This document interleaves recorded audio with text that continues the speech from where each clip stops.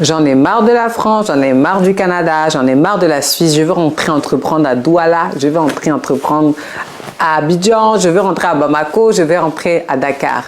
Mais sommes-nous tous afro-compatibles? Reste dans cette vidéo d'Afrique Résurrection.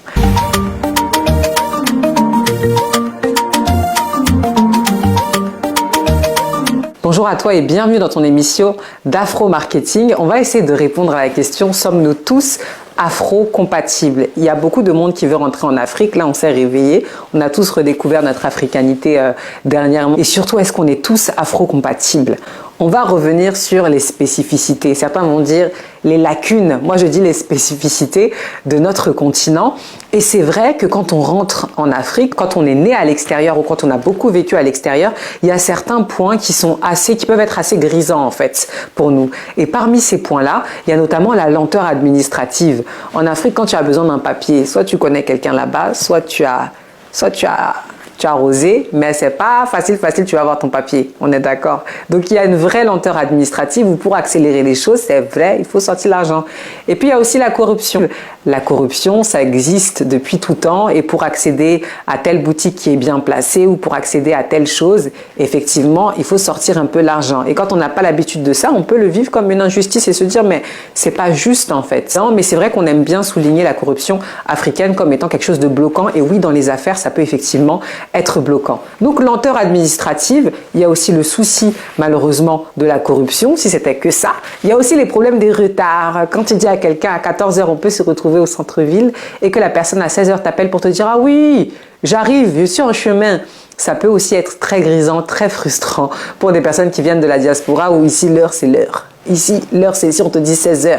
Si déjà à 16h15, tu es là, tu dois t'excuser parce que c'est considéré comme étant en retard. En Afrique, 16h15, tu es à l'heure. C'est-à-dire que tu en avances même, n'est-ce pas? Donc, il y a aussi ce truc-là de la ponctualité qui peut être très, très frustrante lorsqu'on rentre en Afrique aussi.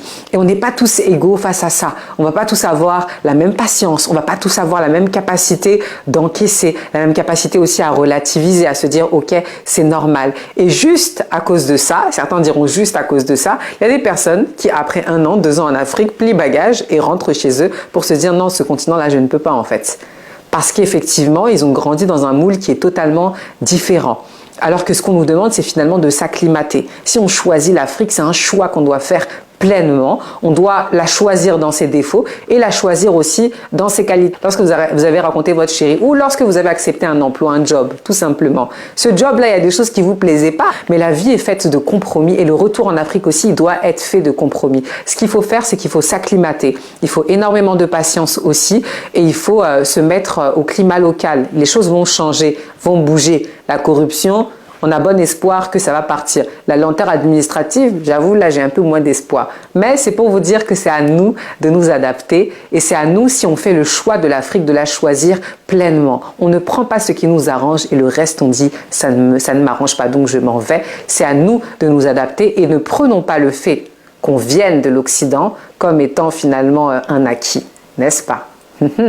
Donc, à très très bientôt dans Afrique Résurrection pour une autre émission. C'était Asitane Sissako, votre experte Afro Marketing.